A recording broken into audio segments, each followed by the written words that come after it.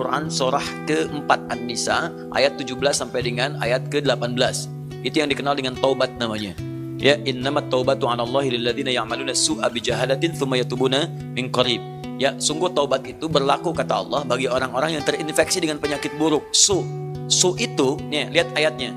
Innamat taubatu 'alallahi lilladzina ya'maluna su'an. Taubat itu dilakukan orang yang terinfeksi dengan keburukan. Su itu pekerjaan nafsu. Nafsu dari mana taunya? Quran surah 12 ayat 53. Inna nafsa la'ammaratun bisu. Su sumbernya nafsu.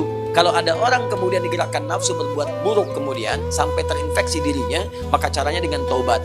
Apa itu taubat? Taubat itu artinya kembali kepada nilai-nilai kebaikan dengan cara meninggalkan perilaku buruk yang dikerjakan.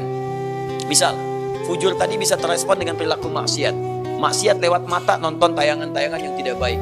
Saya punya kawan, dia alumni dari Kanada di neuroscientific di jurusan untuk saraf, ya. Itu kita diskusi. Ternyata selain narkoba sekarang ini yang paling bahaya itu pornografi. Pornografi itu begitu seseorang kemudian menggunakan fungsi pandangannya untuk melihat tayangan seperti itu langsung merusak ke fungsi otaknya.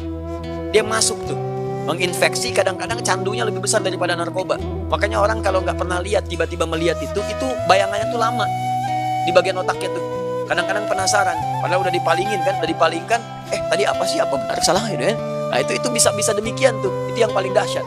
Nah kalau kemudian Anda ingin menghilangkan itu dan perilakunya diburuk nantinya ke pola hidup, ke tubuh, ke macam-macam, Anda paham sendiri lah gitu kan. Nah maka apa yang kemudian mesti dilakukan? Tinggalkan itu, tinggalkan, jauhi, taubat, akui salah, sesali itu, kemudian tinggalkan, dan cara meninggalkannya ganti dengan yang lebih baik. Pandang yang baik-baik, latihannya begitu. Lihat yang baik-baik ya. Awas, kalau orang terbiasa melihat yang halal maka yang haram akan alergi. Sama dengan pasangan kehidupan di keluarga. Kalau sering melihat yang halal, pada yang haram itu nggak akan ada ketertarikan berlebihan, nggak ada. Ya, tapi kalau sering melihat yang haram, istri orang itu kan bukan mahram antum. Kalau ngelihat istri orang keseringan, ngelihat istri sendiri jadi nggak enak. Ibu juga sama gitu. Kalau ngelihat suami orang itu keseringan, lihat suami sendiri itu udah hambar.